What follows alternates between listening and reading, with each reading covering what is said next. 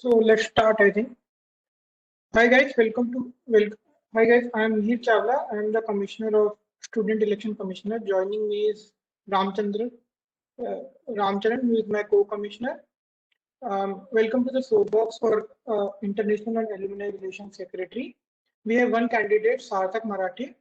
So I'll quickly tell you the format of our soapbox. We'll be having 8 minutes of the presentation which Sarthak will be doing, and then we'll move on to the executive council questioning, and then on to the audience questioning. So Sarthak, you can start, I guess. Okay, cool. Right. So I'll just share my screen. Uh, right. Is it visible? Yes, Sarthak, it's there. Okay, great. So hi guys, this is Sarthak Marathe, fourth year undergrad contesting for the position of International and Alumni Relations Secretary. So before we get started with my vision or the manifesto points or even the initiatives, I would like to talk about the INEA sphere as a whole. It comprises of the Global Engagement Council and the Alumni and Corporate Relations Council. Global Engagement Council basically looks into the inbound and outbound opportunities. Inbound meaning the foreign exchange students that come to the institute, and outbound meaning for the institute students to go abroad for foreign opportunities like research, internships, or semester exchange.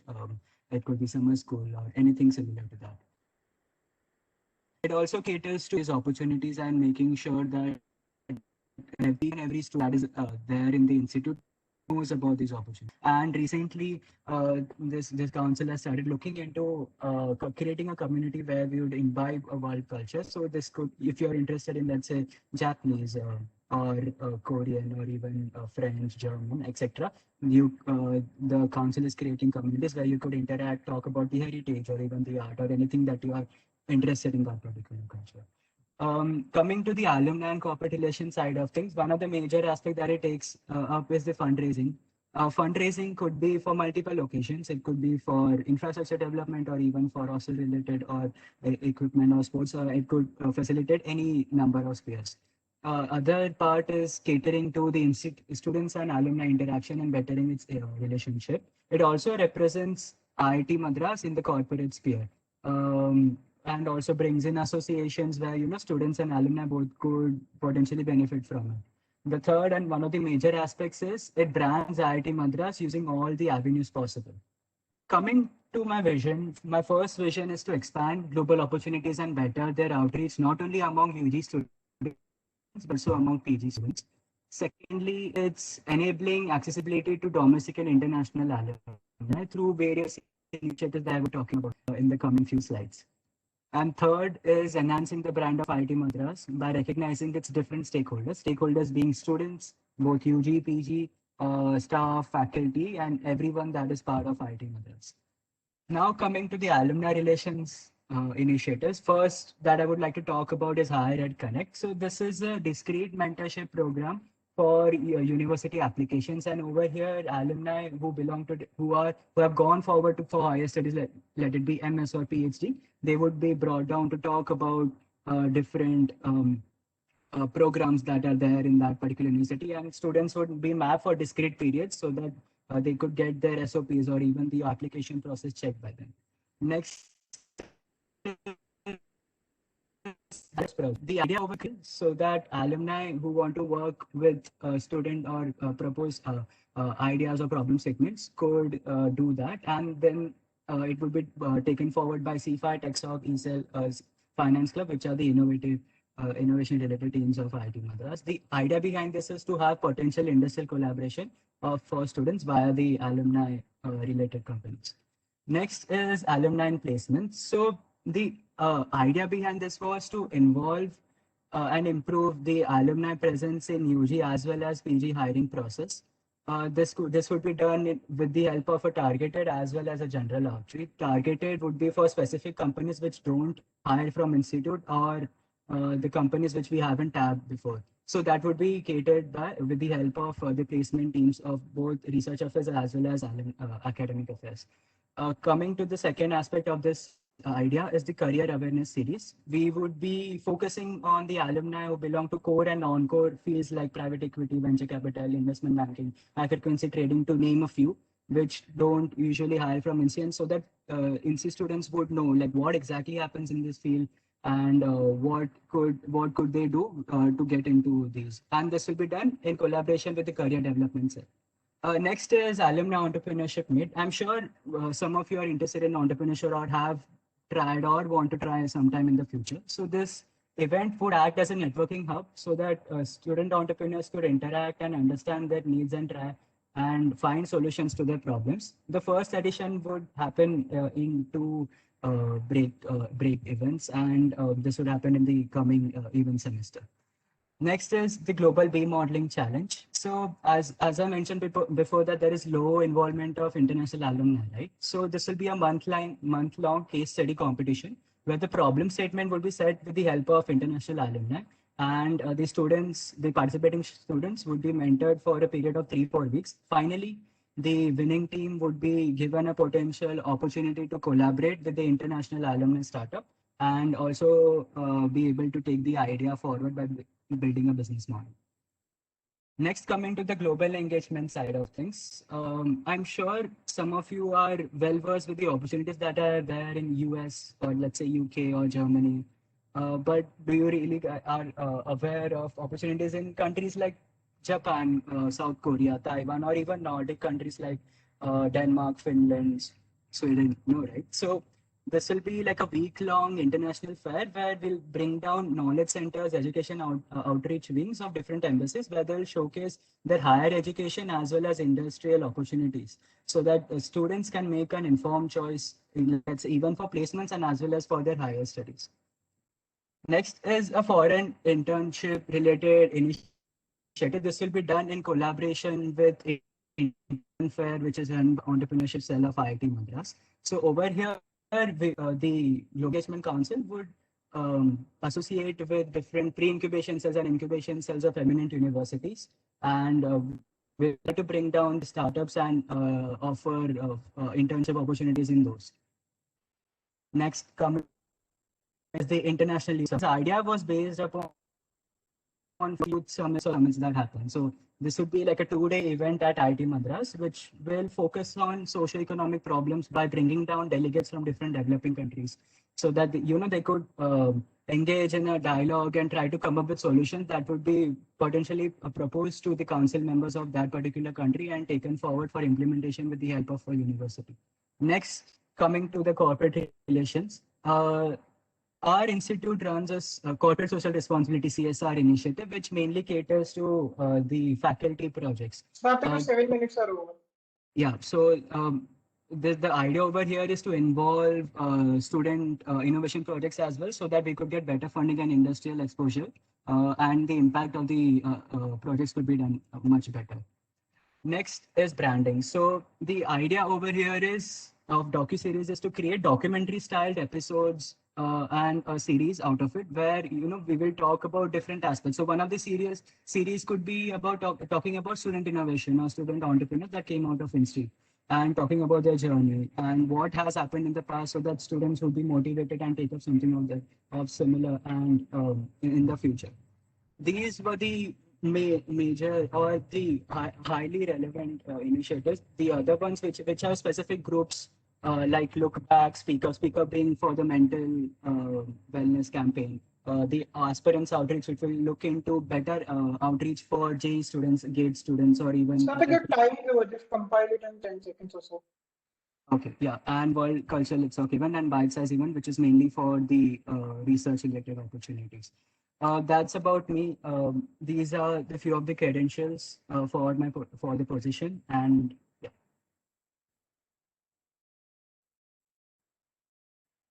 Okay, thank you, Sarthak. So let's move on to the Executive Council questioning. So Ranganathan, if you want to ask questions, you can. Yeah. So am I audible? Before we do that, let me just clarify something. So we've been told that some people are not able to join the meet. It's probably because they're using their phone. There's an update in the WebEx app. If they just install the update, they can join using their phone as well. If not, laptop is fine only. Anybody using laptop is able to join seamlessly. Go ahead, Raghunath. Ramcharan, if you don't mind, can you send this as a follow-up mail or something? Oh, sure. Yeah, thank you. Hello, Sathik. Yeah, hi, Rangan. Yeah, hi. Sathik, I have a question regarding one of your answers to your T5 interview questions. So, Yeah. when questioned about the problem of outreach which I&A Student Council has, you said that you are going to do a multi-dimensional events approach wherein you conduct lots of events involving GSP. So we already Yeah. do have events, right? We are all the teams in I&A do events. It's a problem of participation and outreach. So can you clarify on that point? Yeah, sure. So the idea was to have events which would focus different parts of the GSP, and for that the outreach would be done with the help of the new team that I was trying to set up, which I would be proposing forward, which is the tech analysis and innovation, which would look into the problem of these outreach and also try to come up with solutions so that these events reach the targeted part of the GSB, and so that there will be more better outreach for the events and also higher engagement for the GSP over there. So that's what I meant by that particular answer. I have a follow-up on that. So yeah, I Yeah. understand that your technical analysis team will figure out why we have this outreach problem. But do you have any idea about why we have certain outreach problems? Maybe you would state two problems and how we would fix them. Yes, surely. So I feel the outreach problems is mainly because of one, firstly the low social media presence, and that could be done with the help of regular updates, not only regular updates but more engaging content that we put up on social media. And not only that, I agree we have SMail, but not everyone always looks into our follow-ups on the SMails. So having a better social media presence would also make a lot of difference. Secondly, in terms of outreach, I feel, as I mentioned before, few of the events that the INS Student Council has are not only catering to the GSB and not targeting specifically. So that it's very open-ended a lot of times. So I feel having a targeted approach over there would make a lot of difference, and that's where the TAI team would come in. Okay, I'll move on to the next question. So, if you're aware, this time the GE Council could not carry out more than half of their initiatives because of the travel restrictions and COVID problem. So, what is your contingency plan if this continues? What plans do you have for the GE team and in particular the events team in the GE Council? Right. So, one second. So, I have few initiatives which I had presented in my manifesto also. So, I agree that few of the events which are very relevant for the foreign exchange students that could not happen. So, I feel it's important to target the other part of the GSB also, not only foreign exchange students but the INSEE students as well. So, for that, engagement of the Global Engagement Council through the International Fair also, or the Foreign Startup Internships Program, or the International Youth Summit, which could also happen online as well as on ground. So having these kind of initiatives which will broaden the overall reach of the GE Council would be useful. And also the few initiatives that are going on by the Global Engagement Council itself, it could be like the Opportunities Portal or even the language cafes could be could be better in the coming years. So I feel focusing on the current efforts as well as bringing on new initiatives which will have better impact would be the way to go. Okay, thank you. So you have a point about higher ed alumni, correct, right? How is it Yes. any different from the MAP program which CDC had a few years back? Right. So I'll firstly want to talk about the issues that the MAP program had. So the MAP program firstly was a continuous program. So alumni did not really want to engage for a continuous period of time, and also most of the time the timelines didn't match. So so because of time zones, sorry, the time zones didn't match. So that's why the connect usually used to die down after a period of time. The different thing that I'm doing over here is first I'm engaging alumni only in discrete periods of time. So when I'm in discrete, they'll engage with the students only like twice or thrice, that twice specifically. One, during when they will talk about the opportunities or the programs in the university that they are studying in right now. And secondly, during the application process check. not over, let's say 3-4 months of time. So that would be like a very different thing. And I've spoken to few of the alumni who are present abroad. They feel that this will be like a better approach than going through a continuous mentoring process. Sarthak, do you mean to say that a program where we connect a student with an alumni and give them the flexibility to choose their own timings works worse than a program wherein you have two discrete times during which interactions will happen? So over here, the restrictions were from the alumni side, and usually the SOP checks are done during October or November, and that's why the flexibility is still there, but it's for a shorter period of time. Before the feedback or even let's say the follow up wasn't done frequently. Over here, involving them only for a specific task is giving them a specific aim or the goal, like how alumni would be involved with student. I feel that would be a better approach to take than like a general process. Don't you think the general process already subsumes this? No, but over there, the issue is the general process, as I mentioned before, requires continuous involvement of alumni. And the another issue with the program was that there weren't enough follow-ups taken continuously. So that I feel that's why the connect with the student and alumni died down eventually, and the program was shut for the last year.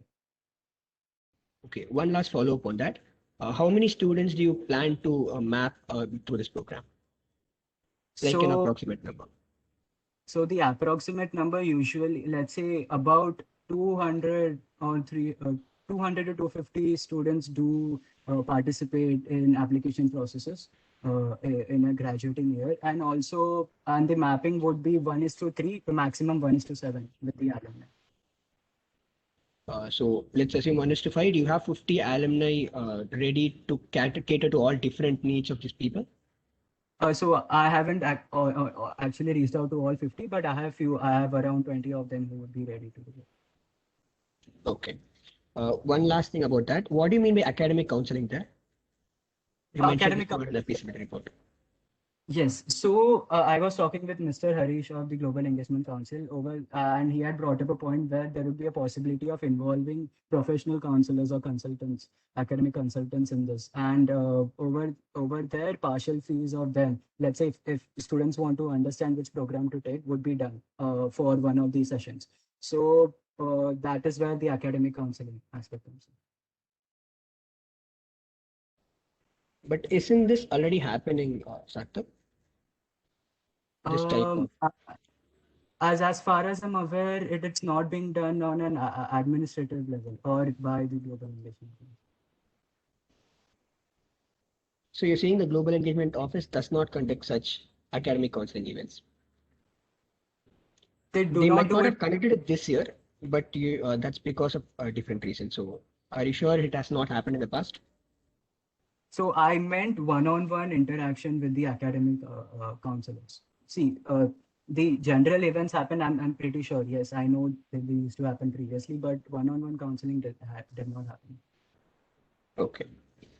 Moving on, you have this idea of alumni proposed projects. So what if a student team accepts the project, gets some alumni involvement, but towards the end, they don't deliver on the project? So when the alumni lose faith in the system after having spent so much effort and not getting any results. So first, who will monitor whether the clauses are met, and who will handle disputes, and how will you handle such disputes?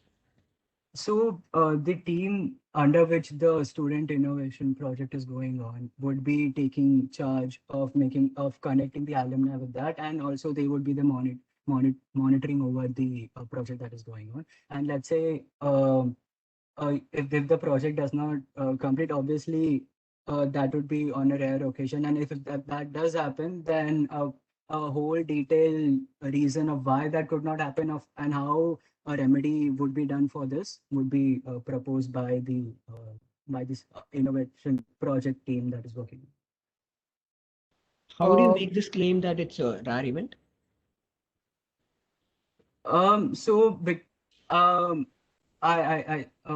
feel that that's because there will be the projects will only be taken up only if there is a need, or let's say that's there is some kind of a final commitment that could be done by the side of the innovation team that would be taking it up. That's why I feel so. So you're predominantly working on good faith, hoping that the teams know their limits and choose projects properly. Yes. Since this is a new initiative and you want alumni to have a lot of faith in the system, isn't that a dangerous risk to take? But See, Sarthak, even if 2 projects fail, that's going to create a very bad image for the system, and alumni are not going to be involved in this in the future. Right, but I mean, the project that would be taken up need not be. I mean, that's true for some. That's true to some degree, but let's say if you are able to show some kind of potential impact out of one of the projects or even 2 projects, and you could show that, and the reason why if this does not work is shown properly, I feel then the faith still remains after that. Okay. Rang- Sorry. Ranganathan, I have a follow-up here, if Yeah, sure. you Mukund, don't sorry, mind me go on. asking. Yeah. Yeah, sure. Go on. Okay. Sorry. Yeah. All right. So, Sarthak, since you mentioned about the alumni project, there are a couple of questions which I have lying around. First, how many projects are you planning to bring in? And is it alumni who will be only involved in the project proposal, or are you planning to bring in their further engagement? Also, just a clarification to the answer that you gave. There have been a lot of times that has been observed in CFI that most of the projects don't really reach to their final destination. Primarily, we try to make the concept work, but as such the prototype is working is something which is not really guaranteed.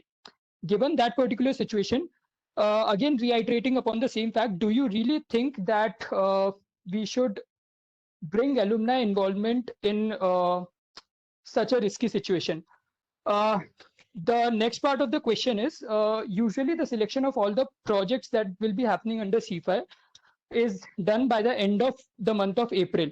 That is when the student innovation project gets over, or the club start of finalizing their problem statement, club proposed project. Given this particular situation, how are you planning to include these projects, say under CFI, when the entire project selection will be over, and given the fact that we have limited student team members who will be working on the project and limited budget that is being allocated from Gymkhana? So, yeah. Okay, so firstly, answering, could you repeat the first question because you asked? Sure. So my question was that how many alumni projects are you planning to bring in, given this will be the very first year, and what will be the exact engagement of the alumni that you will be expecting? Yeah. Okay, so the number is quite difficult to say because, again, as you said, this will be for the first time that would be taken up, and the alumni would be proposing the projects voluntarily and through by the outreach through with the help of the alumni mails or even the newsletters. That's how we would be asking the alumni to propose the projects. The reason it being voluntary is so that finally alumni also know that students tend to take it up as a hobby or even or they want to take it up to do something or learn something out of it. So I feel the engagement of the alumni over here will be to propose the projects, and if they want to, with the consent of the team that is working on the project, if they want to engage the alumni more, they could do so. Answering the next question regarding SIP, I agree it happens in April, so that's where that's when, even though this channel would be available for the whole year, a major amount of outreach would be done during these times where the SIP projects are being proposed by the club proposed projects. So by that during that time, if we do get alumni project, that could be taken up by the CFI teams. And otherwise, if let's say a project that comes up which is potentially to be taken up by the CFI teams, any of the CFI teams, then it will be consulted with that particular club and see if there is a way that this project could be included. And yeah, that's it. Okay, Sarthak, again, the question remains the same. Given that this usually happen in the month of April, how you in your tenure specifically are planning to include all these kind of projects that will be coming from alumni? And let's say if the channel is working properly, we are getting significant requests from alumni as well for the projects. Where are you planning to accommodate these projects, given C5 will be jam-packed with already existing projects that will be going on? So that's what. So if C5 team is not able to take it up, we will ask the other, like if TechSoftNet is able to take it up, the next emerging technology team, or with the if null to on it, I feel it's important that the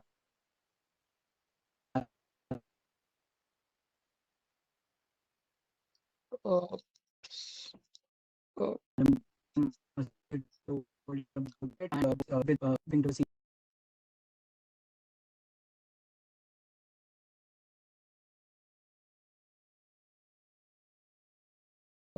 okay, Ranganathan, please go on. Really sorry to barge in. Yeah. Sarthak, I have a question regarding your targeted outreach for placements plan. So, Yeah. are you aware that we tried something of this sort this year? Not your Yes. Yes. what is it called? Not your career series part, but the first part, targeted outreach part. So, what Yes. problem did we face Yes. this year? So I feel it was tried on pretty late. That is a major problem in the timeline, and also yeah, that was one of the major issues. And few of the alumni did not convert, like even after reaching out to them. So these were the two major reasons for that. No, that was not the major difficulty we faced. The major challenge was the database which we had.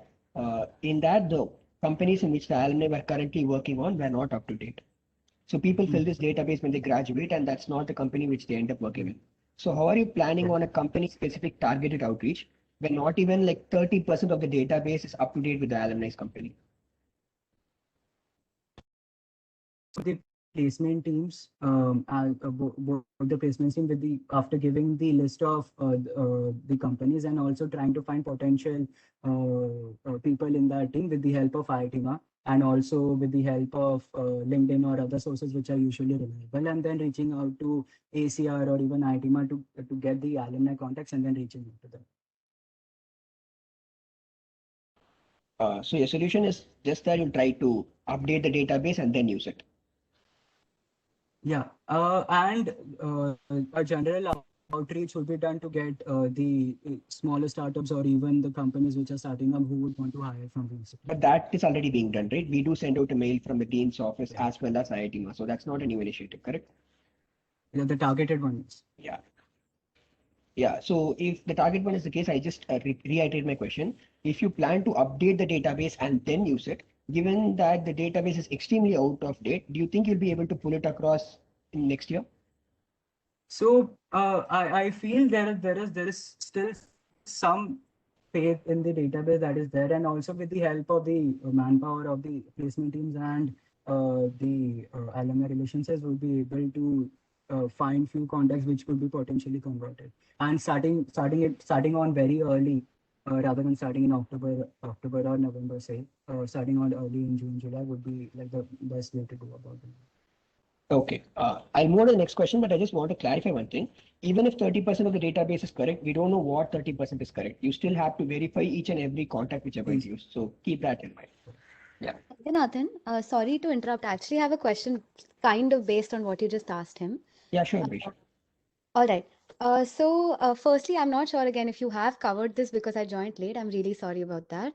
The question that I have is that you've mentioned a lot of alumni engagement, and like Ranganathan said, reaching out to alumni is actually not as easy as it seems currently.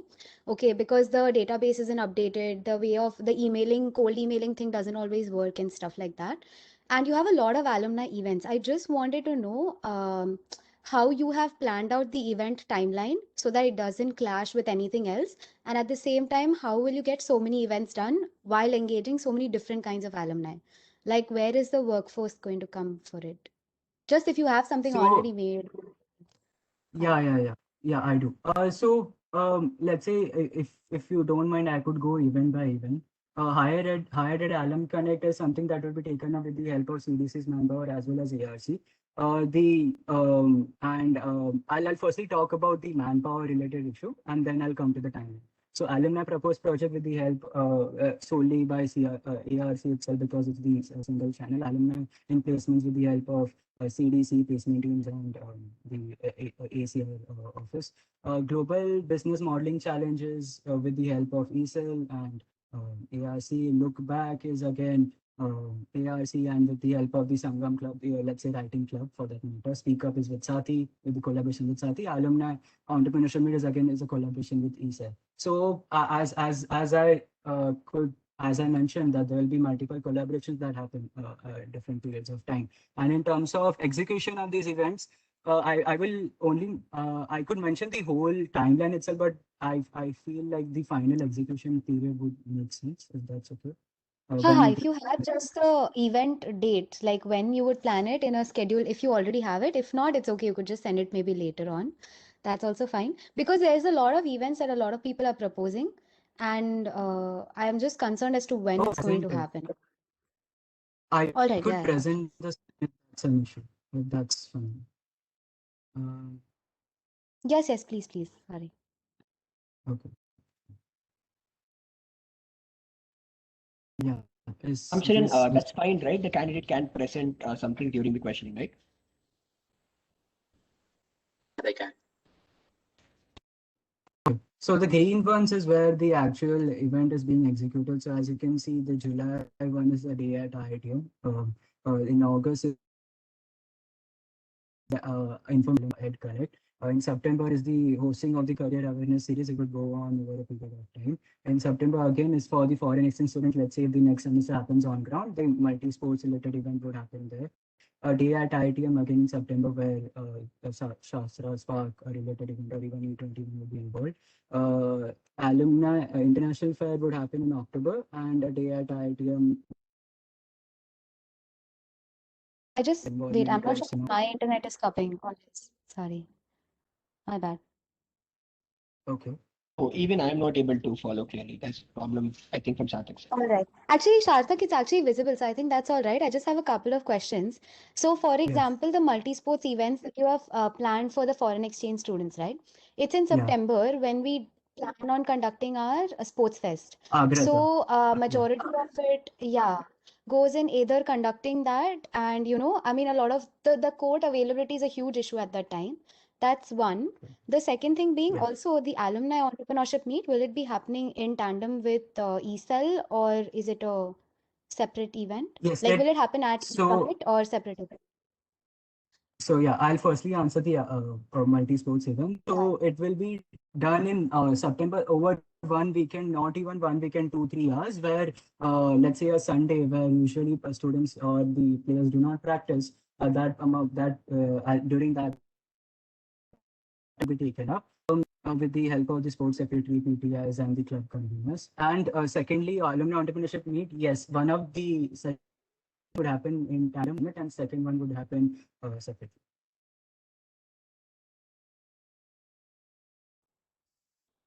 All right. I mean, I What- wasn't able to hear the first answer, but I guess it's all right. I think we can move on. Sorry, Ranganathan. Yeah.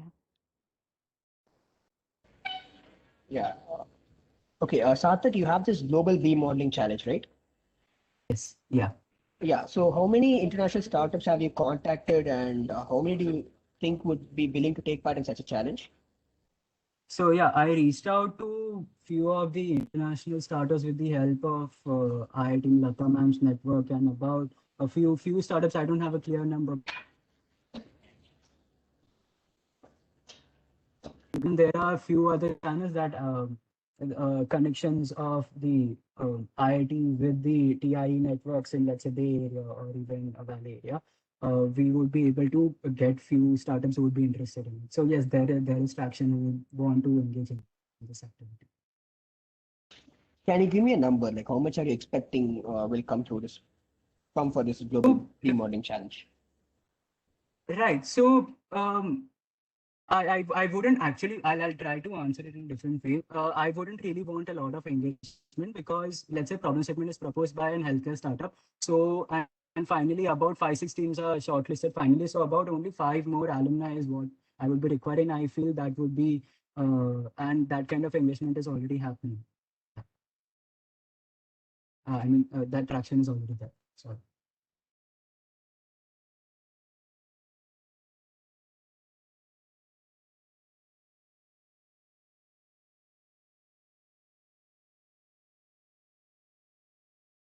Ranganathan, could you? I'm not able to Yeah, I hear you. think Ranganathan lost his connection. So maybe if Okay. anybody else in the executive council want to ask questions, they can.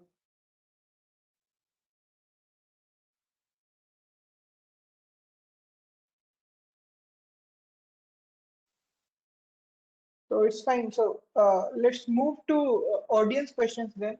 So if Ranganathan comes back, we'll resume from there.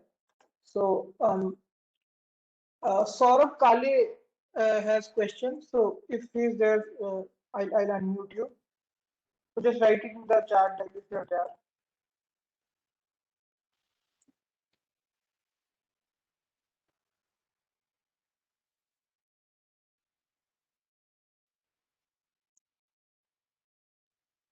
Okay, so he's not there, I guess. Yeah, he's not there. So let's move to Shreyas Vani. He has some questions. Okay. I'll just unmute him.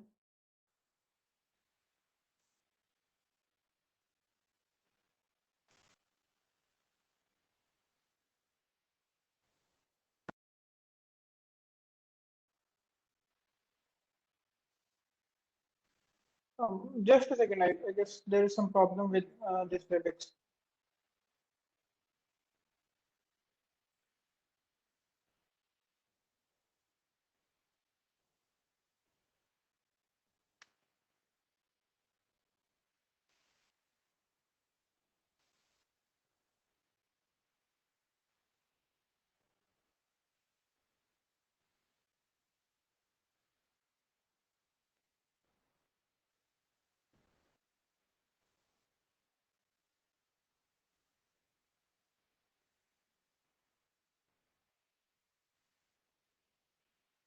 I don't know, for some reason he's not getting unmuted. So I'll just tell his question. So he's asking uh, regarding International Youth Summit. Last year there was a similar model proposed under Global Engagement Team under Yeah. GIEC in collaboration with INDR. So have you Yes. checked the reason why it couldn't happen at that time, and how do you plan to do it differently? Right. So that time, I feel that the problem was in terms of the idea was dropped after a point of time because there were a few problems in terms of its execution finally. The difference over here is also the idea was supposed to be done on ground, and a possible solution of online could not be come up for during that time, during that period. So International Youth Summit is different in a way, even though it targets a socio-economic issue. We'll be bringing on delegates from different developing countries through the partner universities with whom we have signed MOUs with. So I feel like in engaging with that, we would get enough participants and also be able to garner the reach that we want. So even if it happens on ground, we have enough facilities to do so, and even in online mode, it could happen. So yeah, that's how it is different, and yeah, the execution will be.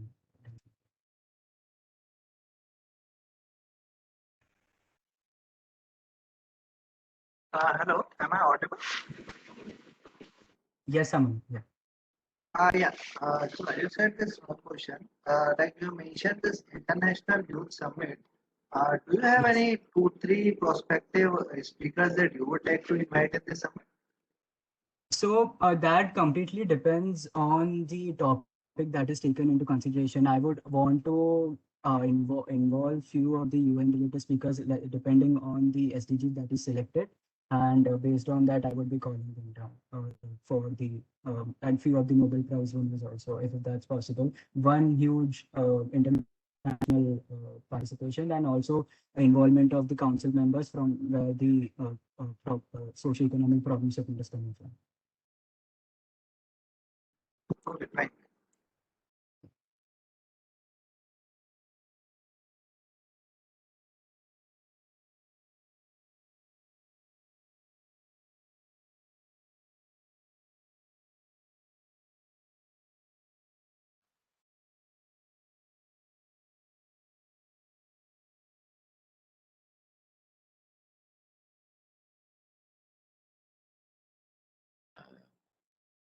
Okay.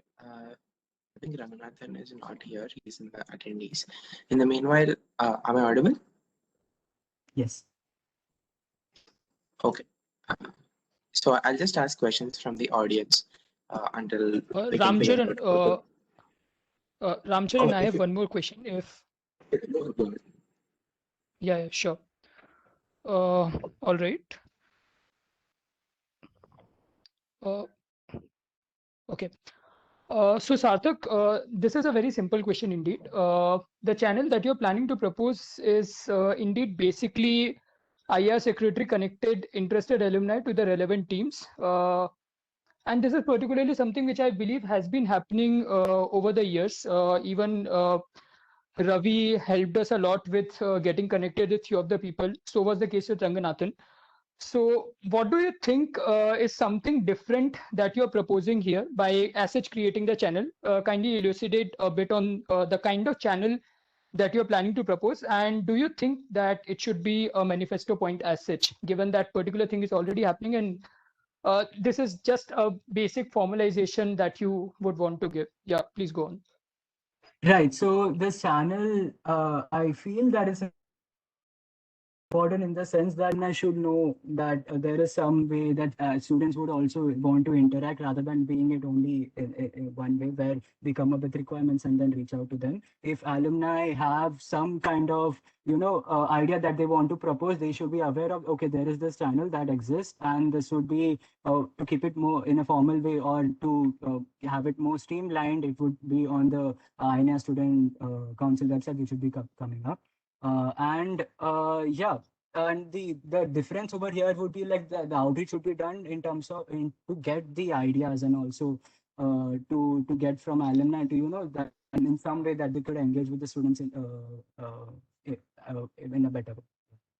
Okay, so what you're trying to essentially say is right now outreach will also be happening, wherein previously no outreach was happening. So this is the only channel that you're planning to propose. Am I correct? So this is only for the proposing projects and ideas and problem statements. Yes, this is the channel that I'm planning on proposing in the coming year. Okay, At least. So essentially that will be only the mass mailing or the mass outreach that you'll be doing with alumni community in order to get projects. Even basically by channel, do you mean this? By channel, I mean in terms of also the newsletters that would be sent and reaching out to them through that and telling them about what projects have been there in the past, and also if we have giving some examples and talking about that, like a branding related outreach as well, like where we brand the student innovation projects in some way with the help of CIFA and with the help of their newsletters that I brought for. Okay, just for a clarification, I think Dean ACR is in direct touch with CIFA head for getting all the necessary and valuable information regarding CIFA, what all innovation activities and projects have been happening. And another point to state here, there have been a lot of fundings that we have been raising with the kind of projects that have been happening in CIFA from the alumni side. So I think this is particularly something which is also happening. But yeah, looking forward to seeing if there can be other better things that you can bring in the channel part as such. Yeah. So again, I'm so sorry. I don't know if the executive wing time is over. Ramcharan, can I ask a question? All right, okay. So Sarthak, just taking on from what Mukund said, I actually have one question regarding similar stuff. So I see a lot of stuff which is about, imparting information from alumni and to students, which is true and I understand required as well to some extent. Now, taking the example of, let's say the part where you talk about, mentorship for higher studies and abroad opportunities and stuff like that. So my question here is, a lot of people are very different. I think the generic information, yes, it's a good idea to have a series to inform, to sort of educate people on what is happening and everything. All of that kind of stuff is fine. But what I personally feel like, a lot of people require is personalized help, because a lot of us have very differing backgrounds and, a similar talk for a lot of set of people may not cater to them or may not be as valuable. What I actually mean to say is that basically there needs to be a more hands-on approach from the alumni's end, rather than it being just information sharing. Like, information sharing is important, but what other than that is what I want to know. So in the higher ed connect, the other part, rather than the knowledge transfer, it's also involving them in a discrete period where they would help in the application process. So that I feel that particular where each person being different and each person having a different story and how they could put forward better so that they would have a higher chance is full in terms of higher ed. And in terms of alumni placements, the reason that the career awareness series is being happening, yes, it's only limited to that. That's mainly because it's just a start, right? So we are telling people about the opportunities that don't come to the institute. And the other reason why we are involving alumni so that we could potentially convert them to have so that the corporate could come down and hire from the institute. So that was the reason behind doing the career awareness. Yeah. These were the two different aspects for the knowledge sharing and the follow-up to that. All right. Thanks a lot. Yeah. Yeah. Hello, Sarthak. Yes. Yeah, sorry I got disconnected in between. I'll just wrap that question up, okay? So isn't this global B-modeling challenge just a glorified, industry-defined problem which ESL already does? Because the only difference I see is the market being changed from India to some other foreign country. So how exactly are they different?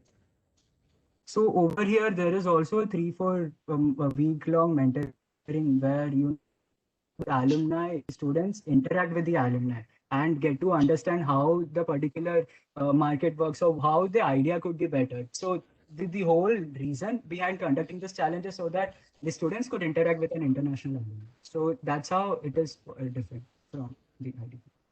Okay. So you do not like foresee any clash with ESL's IDP or any of the co-curricular sphere activities? I have already spoken to both the ESL heads and also the aspiring ones. They seem to be okay with the idea of having this time. Okay. And the initial, Yeah, sorry, you wanted to say something? No, I was saying the initial ideation and in terms of scheduling and how things go forward with it, ESL would be involved in that. Okay. Yeah, I'll not take for a lot of time. I'll just ask a few quick questions.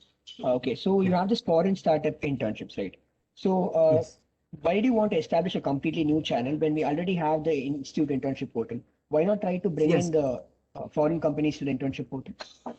So after talking to the internship heads, they also kind of, agree to the point that the internship portal only caters to the pre-final years or even for that kind of opportunities, and it's kind of built around that. So over here, I'm not trying to create a separate channel. The idea is to collaborate with the intern fair that ESL does, which is catering when they cater to domestic startups or even international alumni startups, but don't have this approach to it, where we partner with incubation cells and pre-incubation cells. So the GE Council will be partnering with intern fair, the ESL's intern fair, to go forward with this.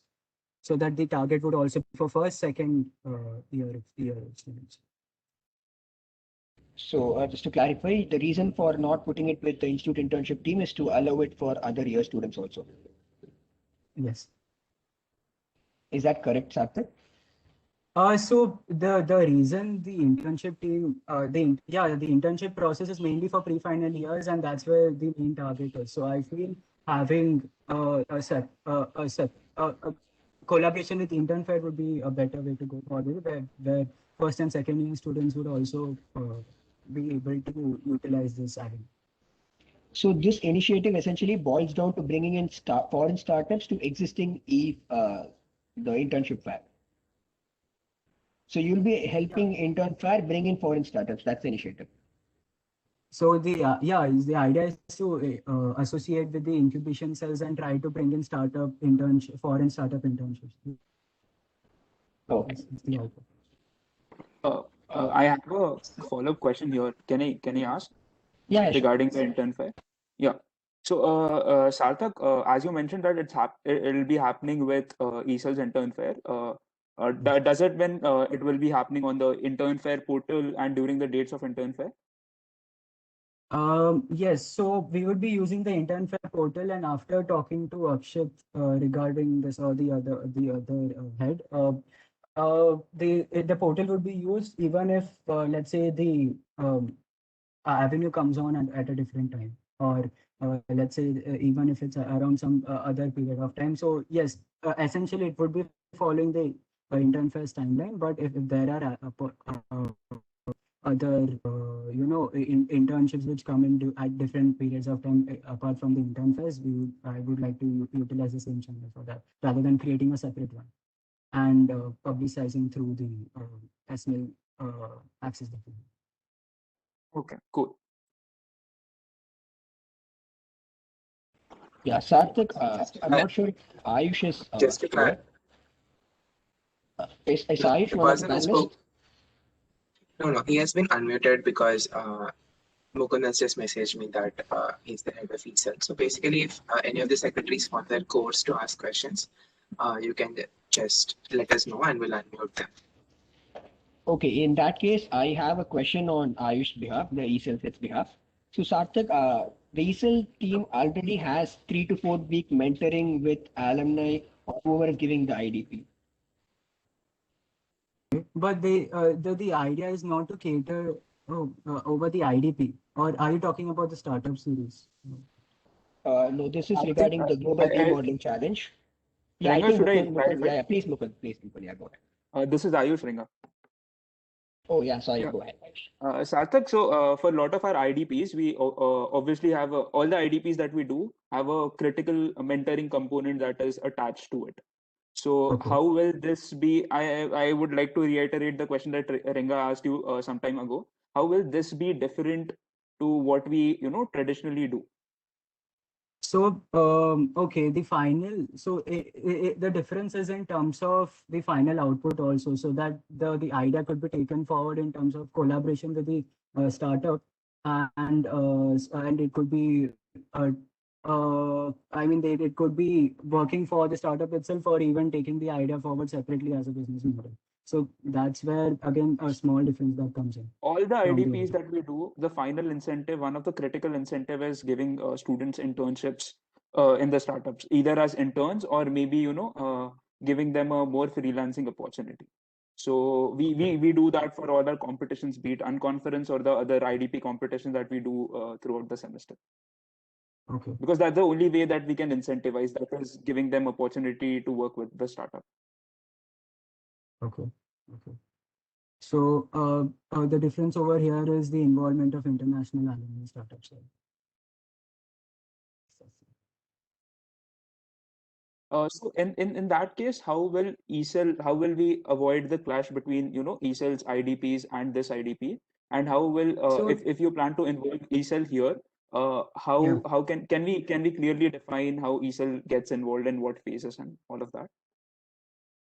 right, sure. So after talking to even yourselves and also the aspiring heads, the ESEL involvement over here would be in initial phases where we could potentially ideate on how to execute this, how to go forward with the mentorship opportunity, a mentorship program, because the ACR Council doesn't really have the expertise in doing so, and ESEL's help would be required over there. And secondly, the clash would be avoided by making sure that the ideas, or even in terms of the business, the final problem statement that comes out of it is not really similar to the IDP, and this will only cater to the institute students, not open to outside students.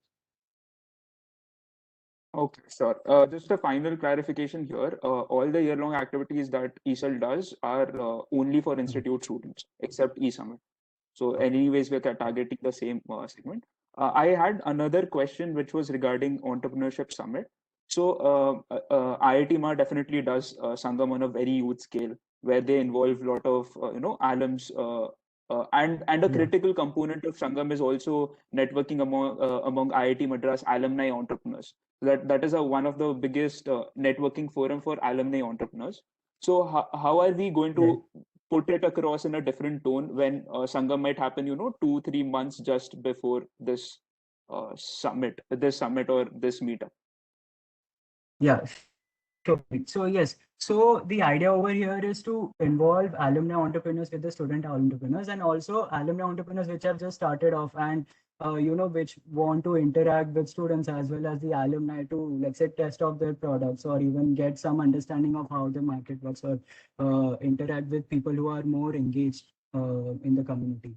So in that aspect, it will be different. And in Sangam, usually the interaction, the networking, as you mentioned, this is not, it's there, but it's not targeted in the sense that in each of the meet or the event, we will be focusing on particular problems. So let's say it could be a problem related to financial modeling, and in the second session, the problem is related to tech related solution. So in that sense, it will have a specific theme that each meet would be catering to.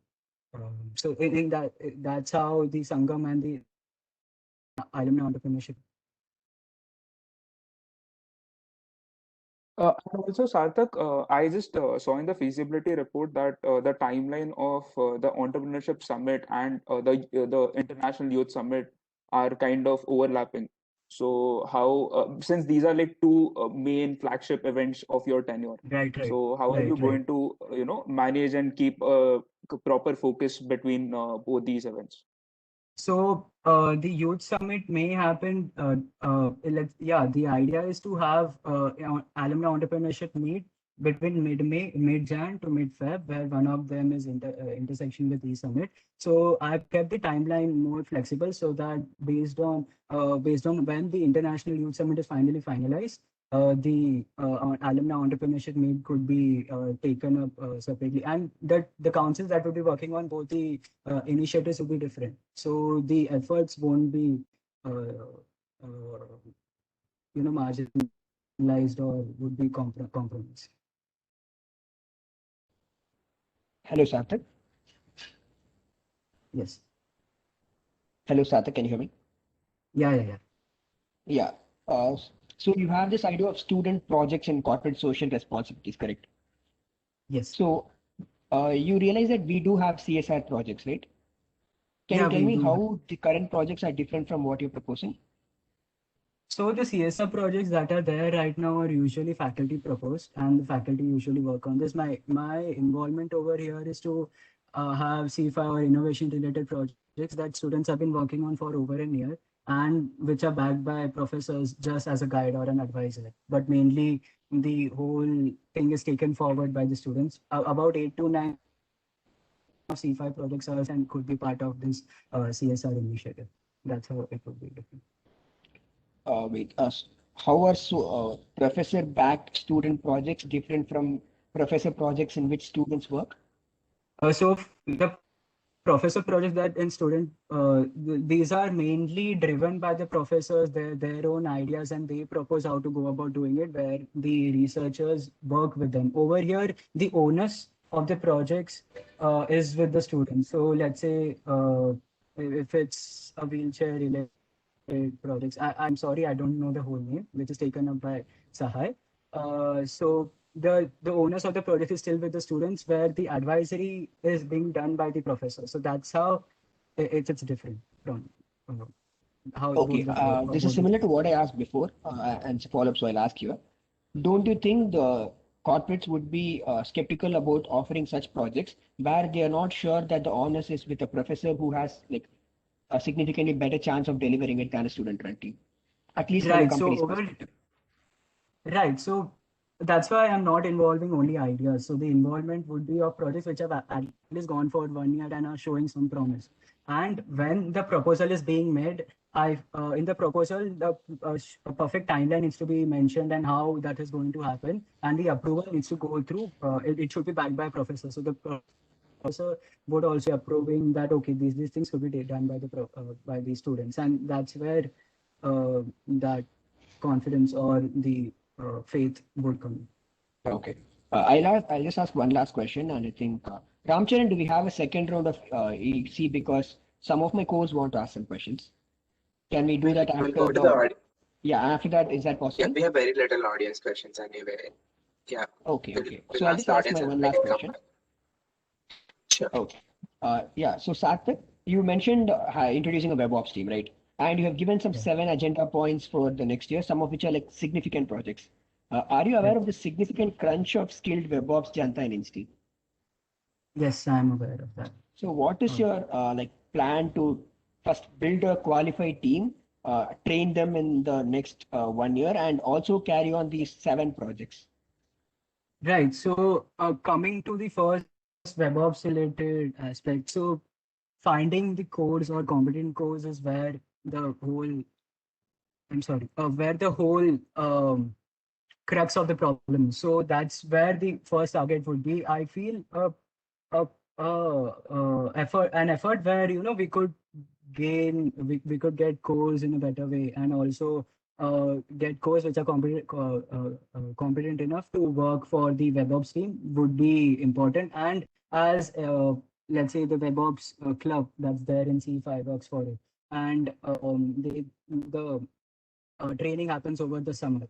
So similarly, even managers or the deputies would be hired where this training would happen over the summer, and they would work towards it. And coming to the sustained part, yes. So the INA website would also require, like, maintenance is the secondary part, but also in terms of the events and how each event would be different from each other. And the sole reason for making a WebOps team is so that the whole flex the customizability online, we could make changes any time and anywhere.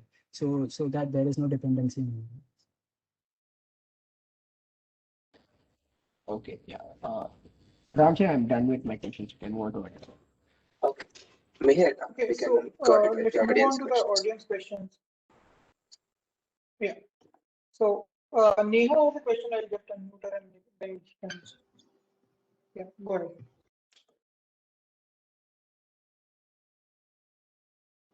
Hello, am I audible? Yes. Yes, you are. Hi, Sarthak.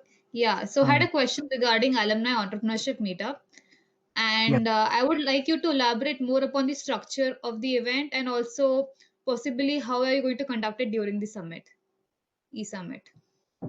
Right. So structure would be in this way. It would happen over one weekend, and there will be about let's say one speaker who would be coming up and talking about what are the current ways in based on the theme, and there will be a second session where there will be a roundtable and discussion related to the problems that are being faced. So the alumni and students could interact with each other, and there will be a networking aspect to it after that, and then lunch.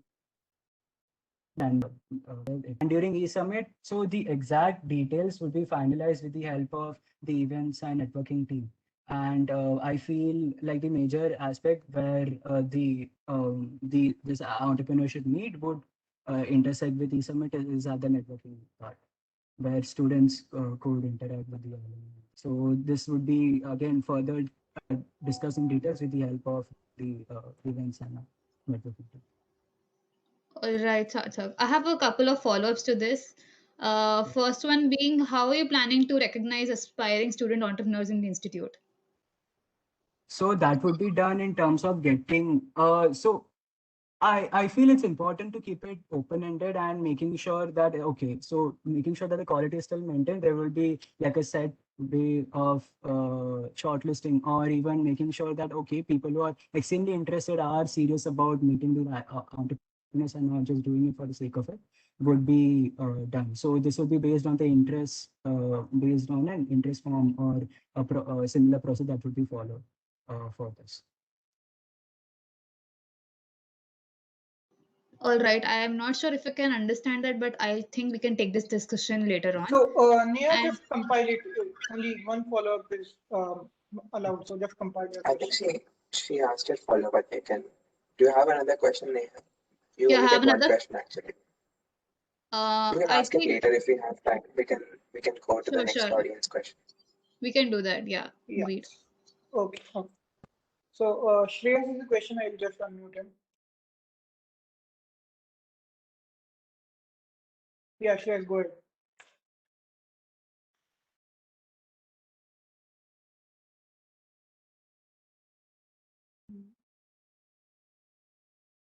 Is Shreyas here?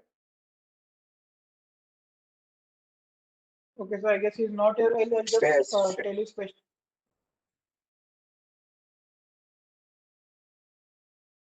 Yeah, he's not here. So he has just a follow-up on his question. Hello. So, Can you guys hear me? Yeah, go ahead. Yeah, Sarthak. So this is regarding a follow-up question regarding the International Youth Summit that I had asked before. So I just Yeah. wanted to ask if you have already decided upon any of the themes for this summit, and is it entrepreneurial by any chance?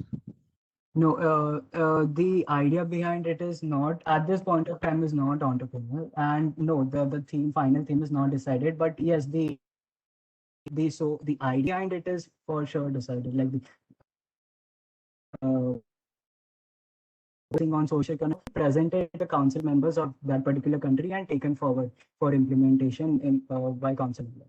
So that is the idea behind this international youth summit.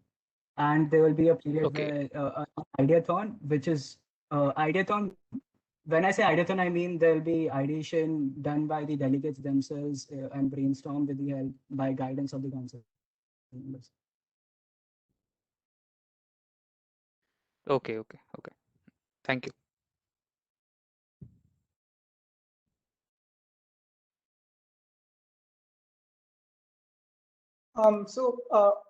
There's a question by Saurabh, but he's not here, so I'll just repeat his question.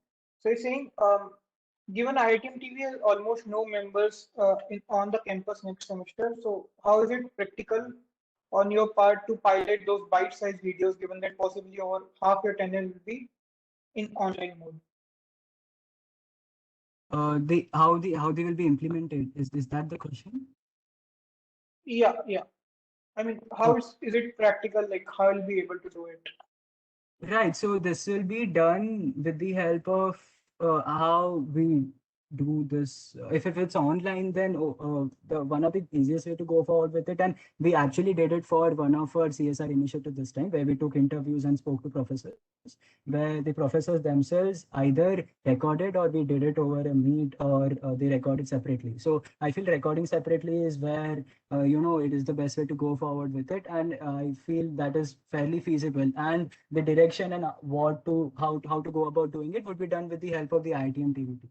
So yeah, that is how we would be going forward with it if the campus does not reopen.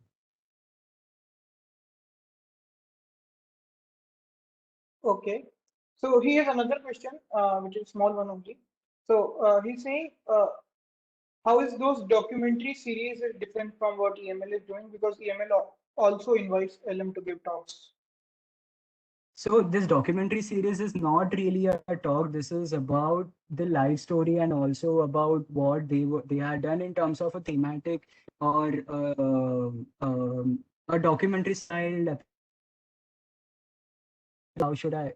There is some like the person is speaking in real life, and in background there is some reenactment of what actually happened. So this is more of a creative platform where IITM TV would be coming in, and the difference over here it would be more engaging in the sense that people could relate in some sense, or also engage with the videos or the series or the episodes that I put out. Okay, that's it, I guess. So like we can move back to executive council questioning. So Raghunathan, yeah, can you please unmute some of my co-absent? Is Jayat here? Yeah, sure. Can you please unmute Jayat? Yeah, sure.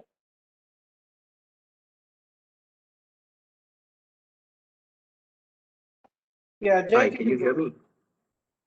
Yes. Okay, thank you so much. Okay, Sarthak, can I ask 3 questions? I have 3 questions. Is that allowed? Separate questions. You're basically asking under Raghunathan's purview, so you can ask how many he could have asked. Thank you. Okay.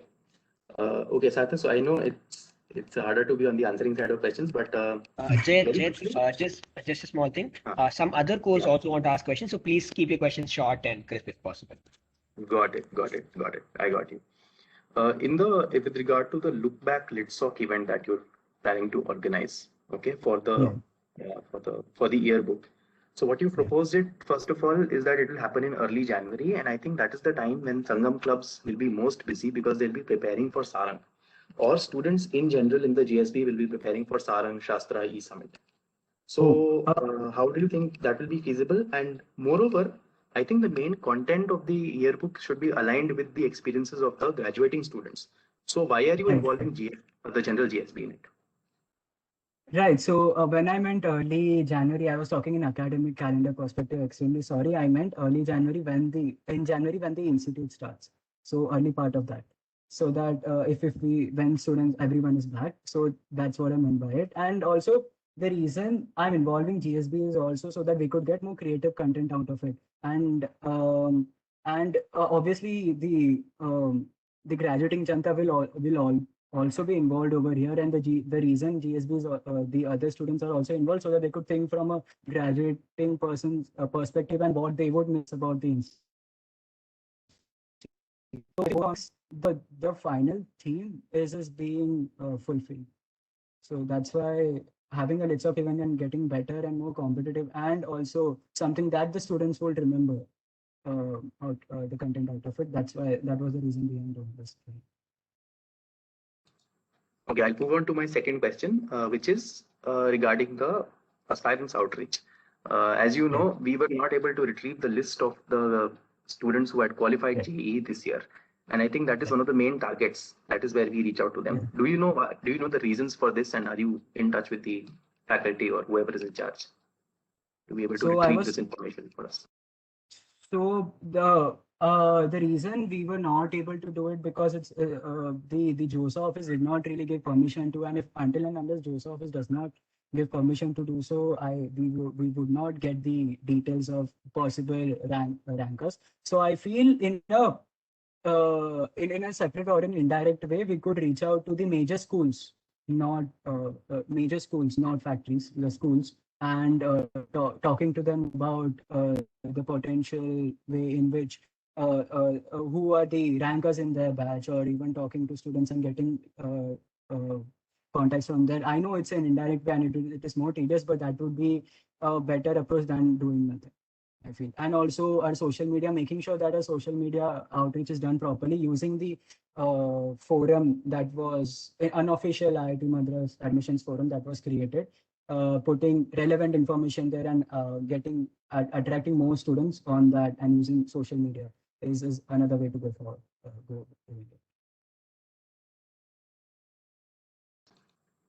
Okay, that's it. Even though I feel that we will not be able to officially reach out to these schools, but okay, I mean, I guess we can move on to the next head's questions. Thanks, Sarthak.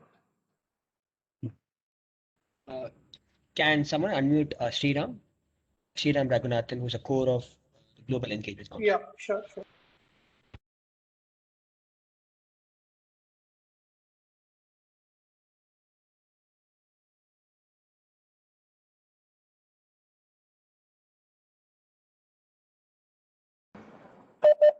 Hello, Sarthak, can you hear me? Yeah, hi, Sriram.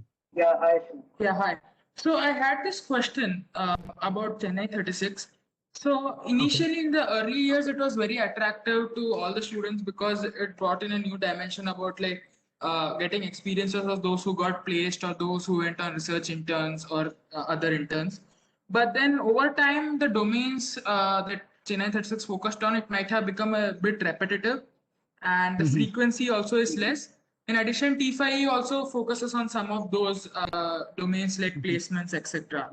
So, but if you check among the recent alumni like 2017-18, Chennai 36 is one of the more well-known teams in IIR.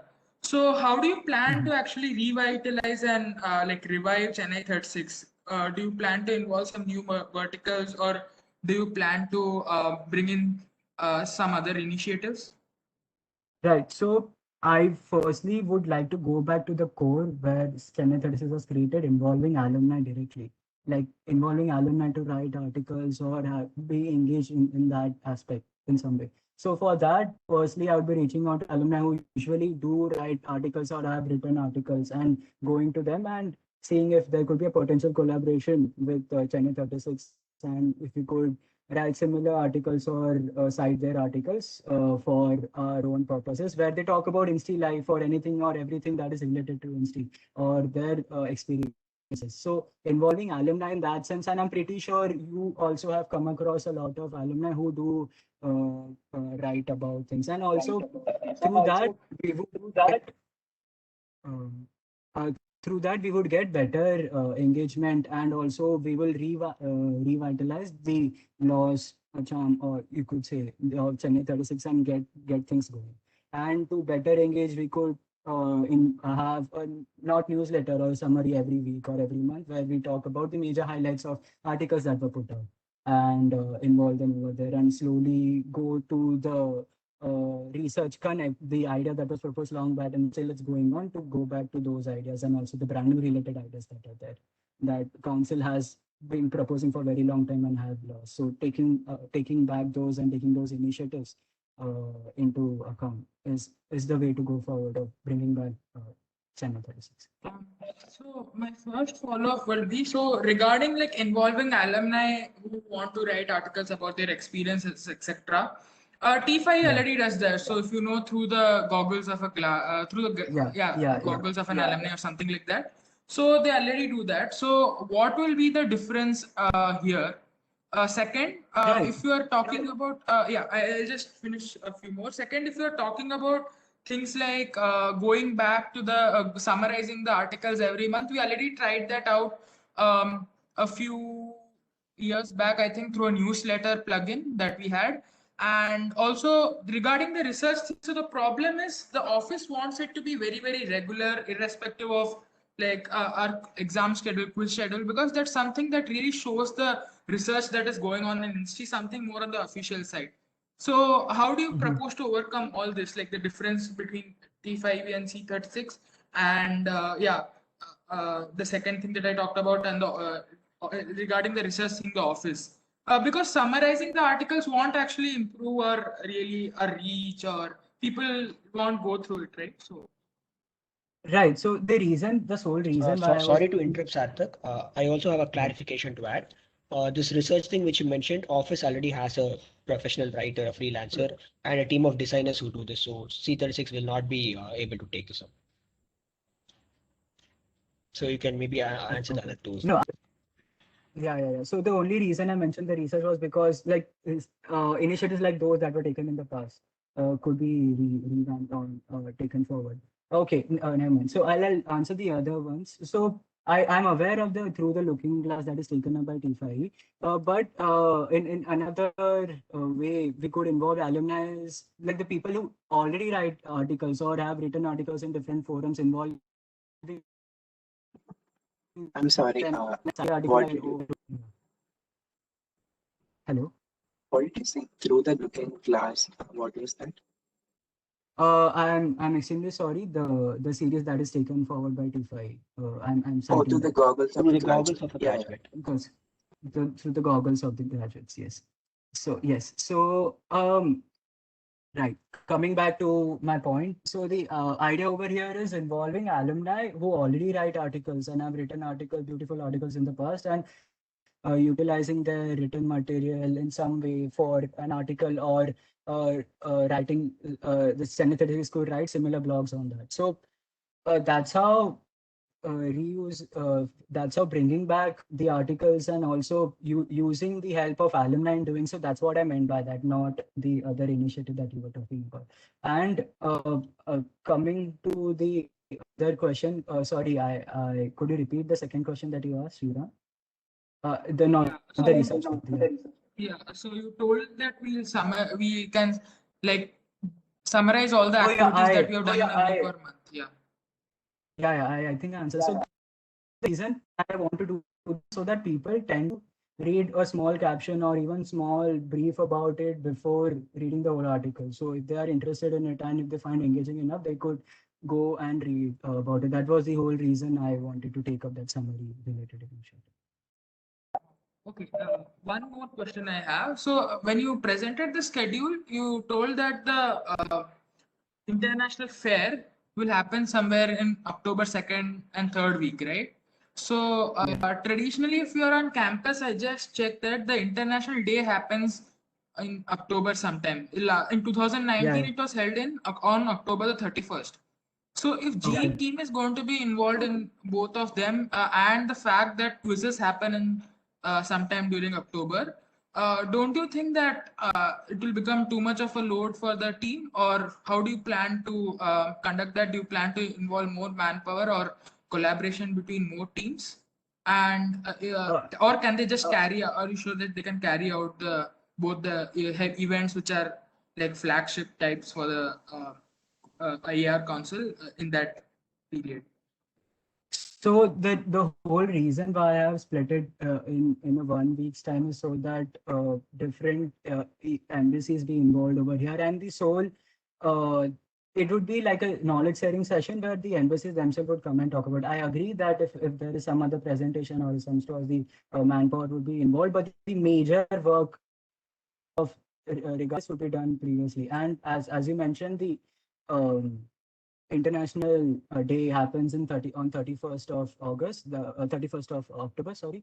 It would still go on. So the reason I put it over here is so that it does not clash with anything else that is done before, and we still get ample amount of time to get confirm embassies and finalize on a particular day. Okay. Are you sure it will not clash with the quizzes so that students can come and attend the presentations by embassies? It would be put up so that it does not clash with it. Okay, good. Thank you. So Ramcharan, can you please unmute Gurme here?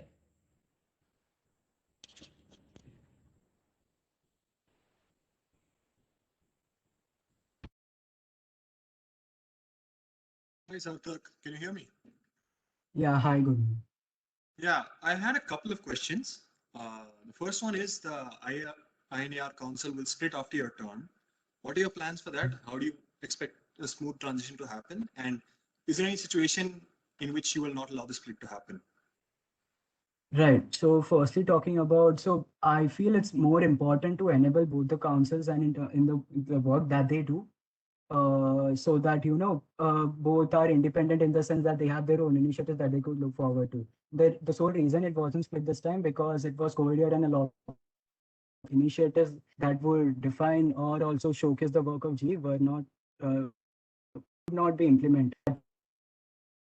Be like the first thing that would be taken up in the coming tenure, and if these initiatives or, you know, there is not tangible impact or also in any way like does not function separately for that, then only the both INAR Council won't be split. So the GE and ACR split won't happen separately. All right, that makes sense. And the second question I had was regarding the Youth Summit.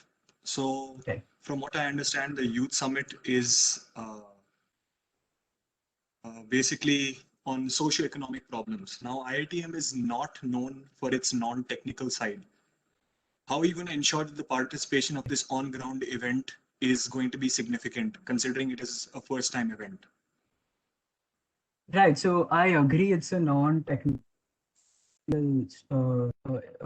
sorry, it's a non-technical initiative, but we do have non-technical branches, and you know, the first event always takes a lot more effort than going forward. So making sure that a good amount of involvement of the council members, like the person who would be in the council who would be proposing the problem statement, and also having a solid lineup is how the outreach for this would be done. So setting the precedent this is how, and so that we would enough number of people come and participate. Do you plan to do any sort of reimbursements for the participants who are coming, or is that not something you have in mind? No, reimbursement would be a heavy load on our end. I don't think that will be done. Sarthak, I would like to have a follow-up here. So from your feasibility report, like Gurme had pointed, you don't plan on providing accommodation or travel for the participants, right? Accommodation would be provided in the hostels at a subsidized. Okay, what about travel?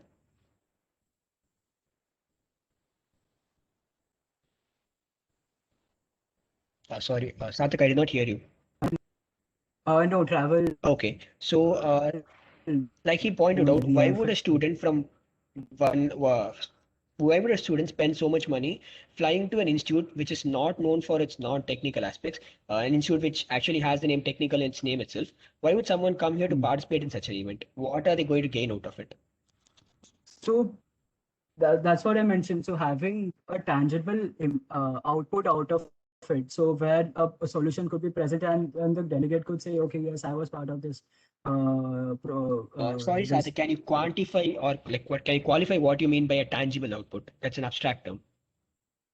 Right. So the output where, you know, this there could be a potential solution that could be presented to the council that is proposing the problem statement, and they could be taken forward and proposed to the government for implementation. So that, or the respective organization for implementation, that is what I meant by tangible output. So if you are part of something that is done internationally, I feel that is a good reason to participate in initiative like this.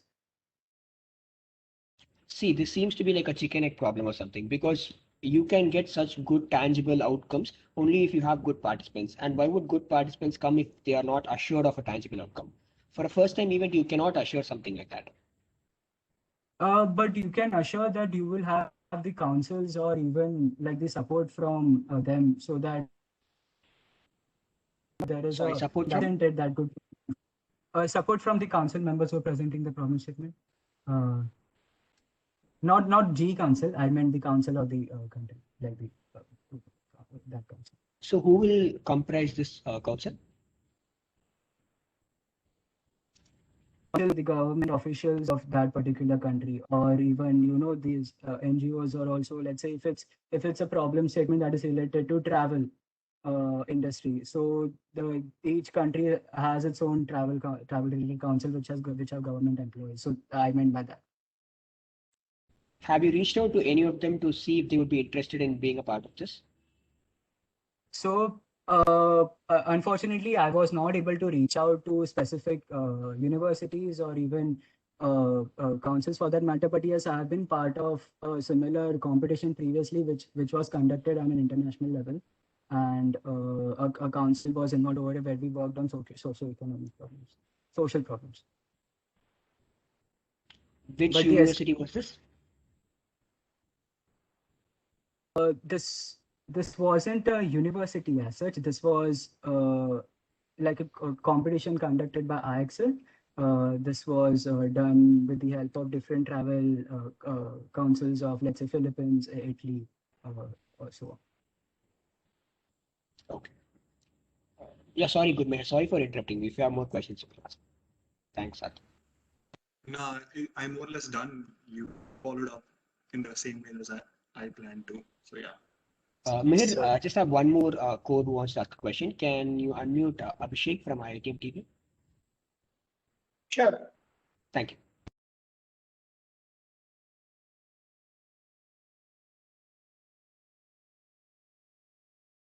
Yeah, Abhishek, go ahead.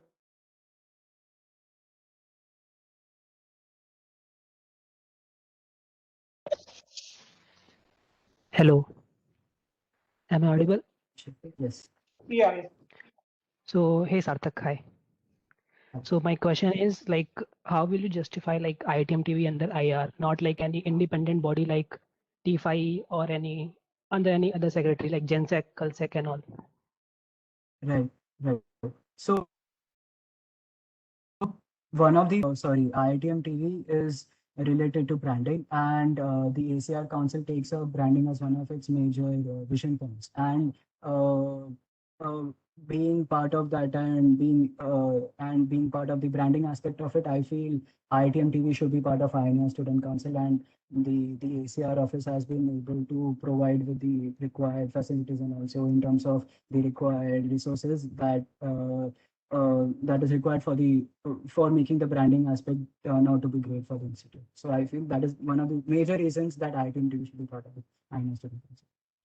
So like, why not independent body? Like if it's something like T5, then it will cover more purview like T5. Why not any constitution independent body under no secretary? Right. So over here,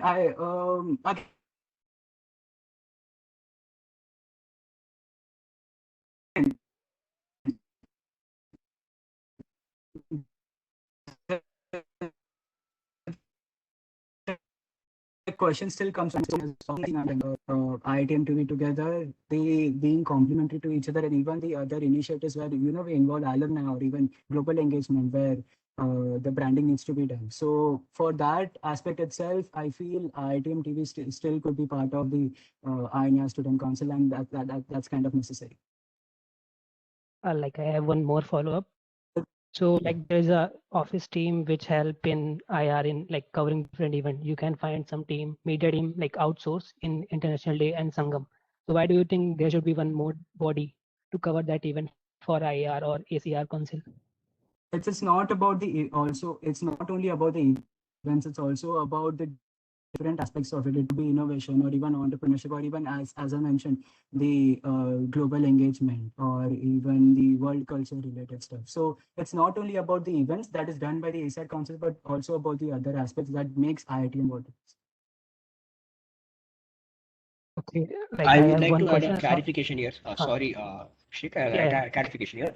So, INDIA Student Council cannot actually take the help of office media teams or office videography teams to cover our events. So they can be done only for events which are done along with office. So if we want to cover some of the events, what Sarthak says is necessary, we still need IITM TV to be a part of INDIA.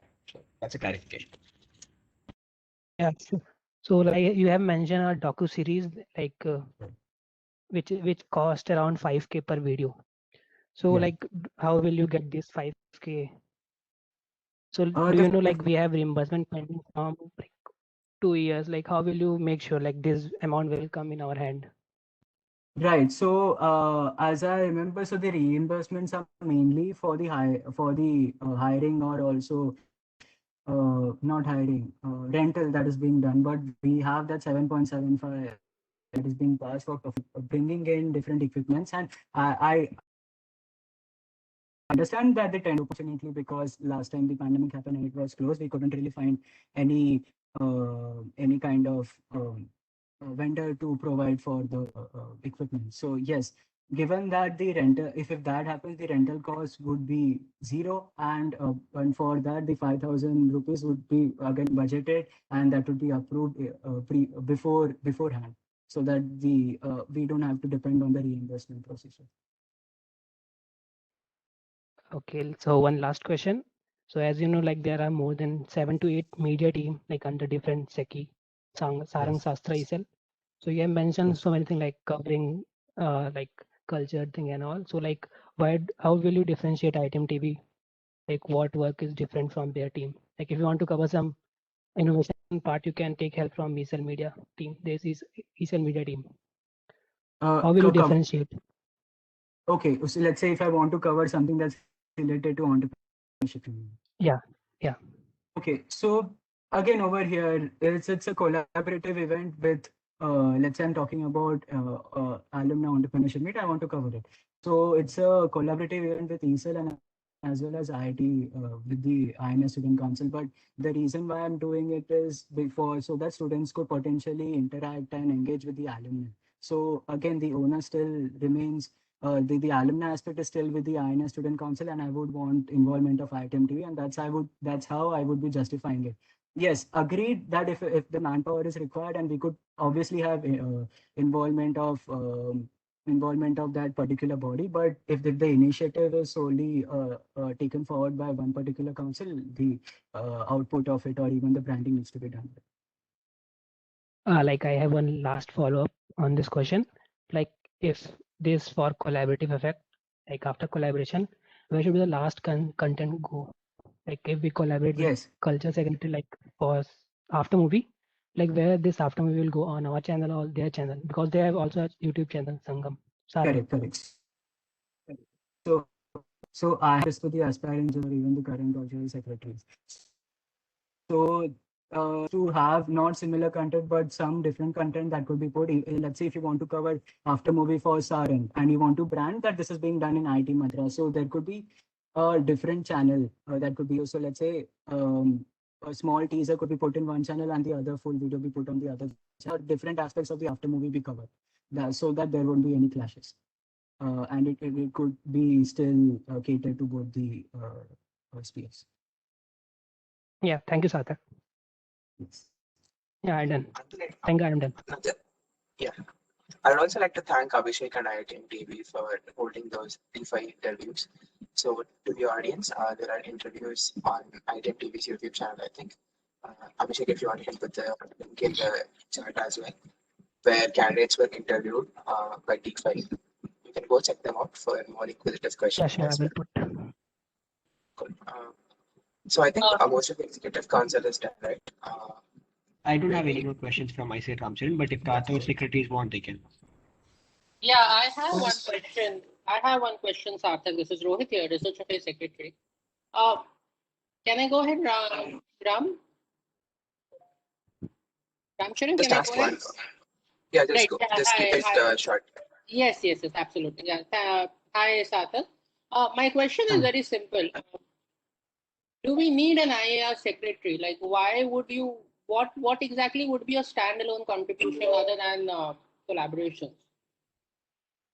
Right. So it's not only about collaboration. So enabling. So again, coming back to the sole vision of it. So in bettering student alumni interaction and also in terms of global engagement, bringing more opportunities and also ensure like with the help of the world culture, being like a community of imbibing a world culture with the Yeah, no, see, I get the whole point of alumni. No, but just a minute. Let me clarify the question where I'm asking the actual thing.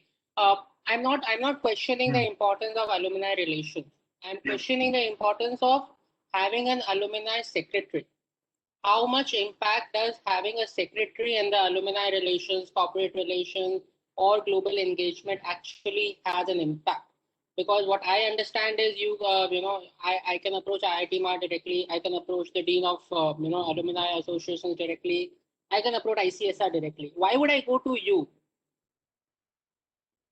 Okay, so again, in terms of collaborations, if you want to reach out to alumni, yes, I agree that there is IIT-MAR as a channel, but if you, let's say you want to interact with, like let's say the alumni wants to interact with the GSB, or if it's the other way around. So I feel INR secretary is very important because he would act as a sole link, But you don't have power yourself, right? You will have to get approval from dean of ACR to actually give the database to us, right? I might as well go to his office and get it. Where you get the crux of the point, like what exactly is happening? I'm acting as a student representative for the whole international and alumni relations here. So I feel that's where the whole crux of the point comes in. Let's say the dean ACR, he wants to understand okay, how can the alumni be involved better with each of these spheres, and also how the branding can be done, how these different sectors be involved together, and there should be someone who could voice the opinions of the GSB and talk about the potential solutions, and also have a council under him who could work for it. That is the sole reason that INA secretary is important. Got it. But then I don't see any events being held by the alumni council as such, other than maybe in my domain, I see the GSB. Hello? Yeah, you're audible, Rohit. Just go ahead.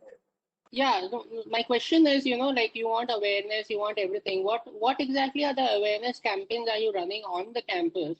Like say, for example, the JDP JSP session is there. Okay. Yeah. And my understanding of, approach or at least the awareness part between the MS and the PhD guys is just restricted to JDP JSP. I don't see any other events happening from IAR where you're saying, building awareness, building procedures. Where exactly are you doing this thing? Right. So that's what I would like to bring in the coming 10 years. So let's say if talking about global engagement that you brought up, so the international fair or even better involvement of foreign exchange students with the institute, that is a very important aspect for a better global brand, and bringing in startup internships, or even let's say if you talk about the initiatives related to world culture itself, where the global engagement team will be working towards the international youth summit. So that's where the sole events that are run by the council would come in. And talking about the alumni relations, the Higher Ed Connect alumni and placements, which will be again in collaboration with the next RAS, the next AAS, and also the Look Back or Speak Up, which are again in collaborations, but will still be solely dependent on be taken forward by only the council members. This is what we would be catering to in the coming year. And it also, in fact, in this particular tenure, we had a podcast series that was taken up at the start of our tenure from Insti and Beyond. That was again solely an initiative by the INA Student Council. We bring in associations by the corporate relations sphere, which will benefit students as well as alumni. So I feel that aspect is being covered. We are not again. It is not only facilitating the ACR Council, ACR office, but also having separate initiatives of our own. All right. Also, sorry to interrupt, Rohit. I personally feel that this is not a question which the candidate is equipped to answer, because this is something regarding why a particular secretary position or something exists. If the question is instead what he sees as his role, then you can go and ask. Otherwise, it's slightly. Yeah. Correct. Yeah, I think I agree with you. I mean, like, what does he see his role as? Yeah, that would be a better question. Yes, exactly. Yes, true. Okay, I think you're done, right, Rohit? Cool. Meher, can you unmute Akshit? Yeah. Hello. Hi, Sarthak. So, Hey, hi, I have a Akshay. question so I have a question regarding the alumni entrepreneurship meetup, which you have mentioned. So, we also, since last many years, we are trying to connect to the alumni entrepreneurs, and what we face a issue in approaching them, and we have a contact with the IITMA, and IITMA sends mail for our events where we need where we need to get in connect with them for all of our events, and we get very less response. So, when you saw about the alumni entrepreneurship meetup, it's mostly related to the alumni and students connect. So how are you going to reach out to these alumni, and what is your strategy, and how it is going to be different from just sending the mails, which IITM already does? Right. So I was discussing the same issue with Lata ma'am regarding the context not being there. So firstly, the idea is to build on a specific database, or even I believe ESL also has few database, but making a more holistic one rather than just mailing. And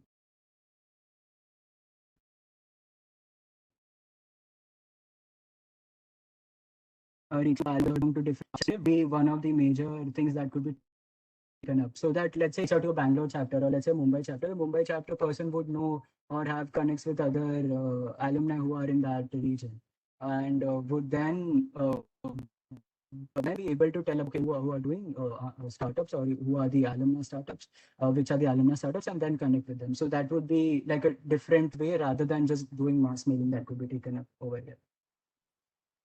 Yes, so yeah, these are the approaches which we already follow, but yes, we can definitely try for that. But what how are we so this is about the online or the offline scenario. So if you're going to do it offline, then are these alumni will be centric toward the Chennai part, and if the alumni are coming to eSummit, what will be their engagements apart from just mentoring the students, entrepreneurs? Right. So on ground, they'll be brought down to Chennai in eSummit also. So during eSummit over here, it's not only about mentoring, it's about networking, and also understanding that the students are so problem that was like the vision behind this particular related,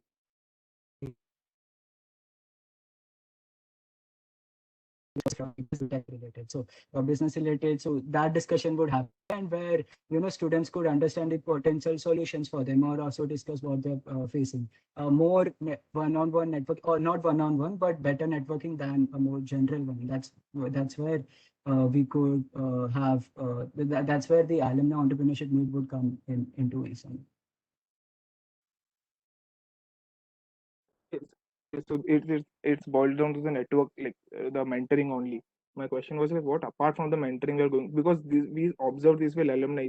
If you just call them for the mentoring, the student mentoring, and they are not interested just to come for one session, and even if you are calling them on ground, the entrepreneurs which have currently a busy schedule, then how are we going to entertain them?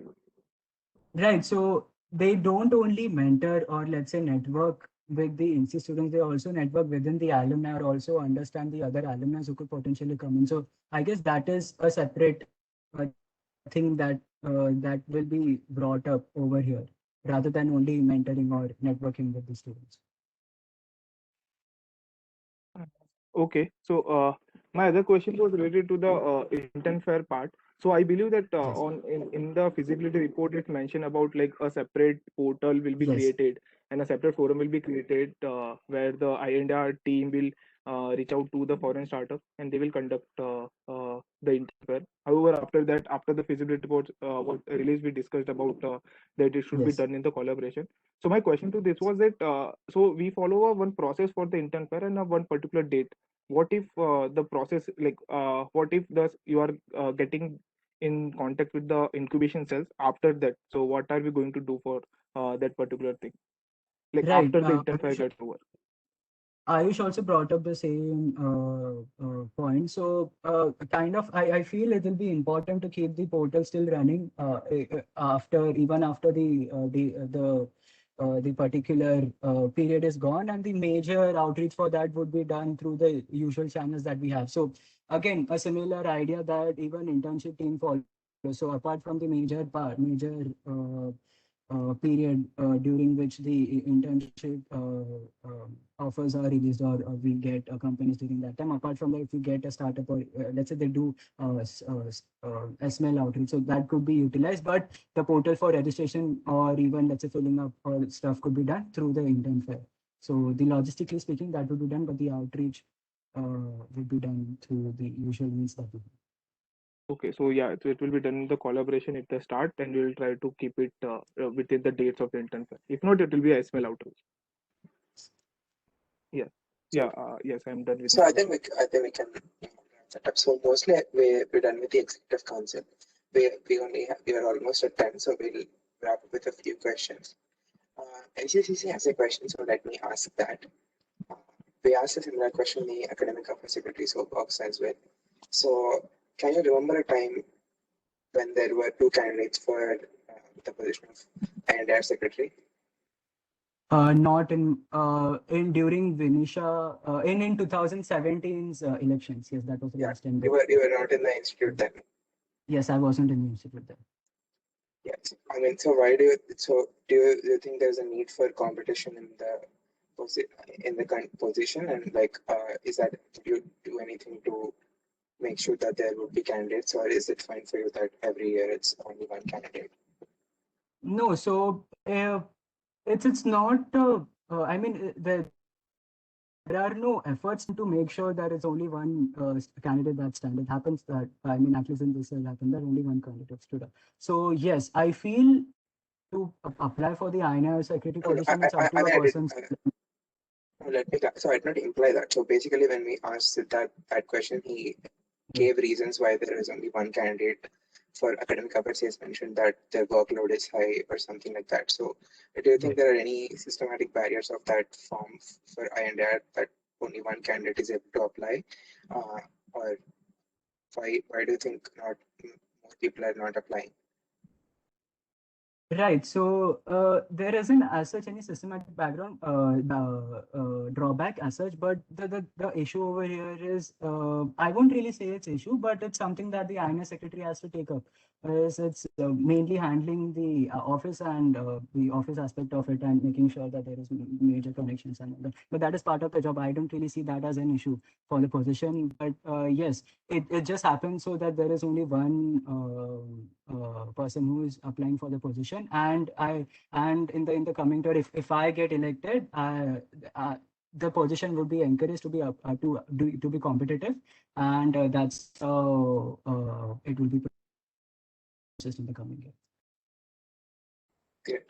Mihir, you can move to the audience. Some members of the audience had questions, so you can move ahead to them. Yeah, I think Neha has a question, so I'll just unmute her.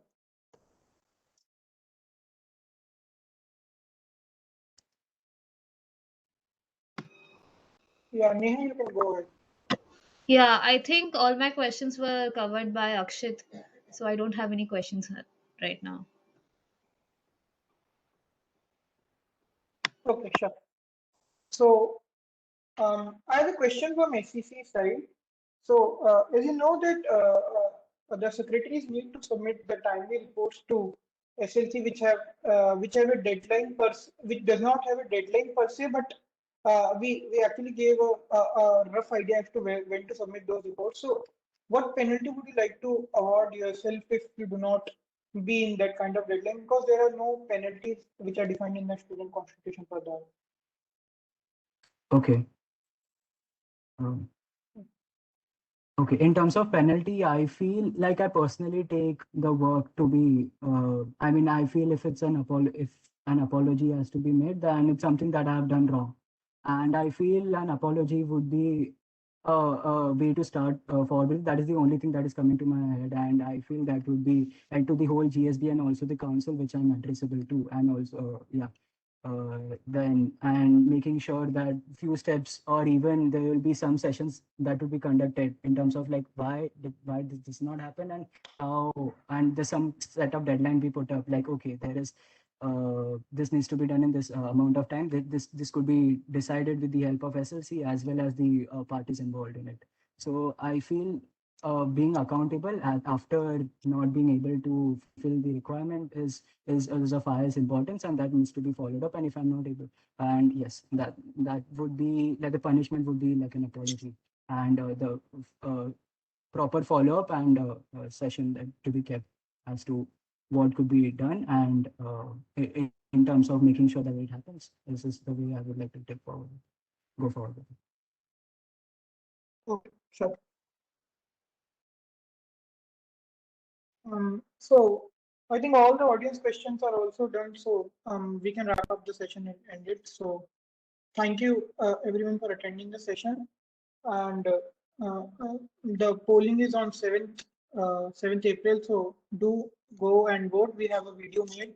You can search it on our Instagram page as well as in the emails. You can go and see that video, and so do vote. Yeah, thank you. We can leave. Thank you for attending this. Yeah, thanks to everyone for attending this box. Thanks to Sarthak as well for prompt answers. Thank you, Ramchal.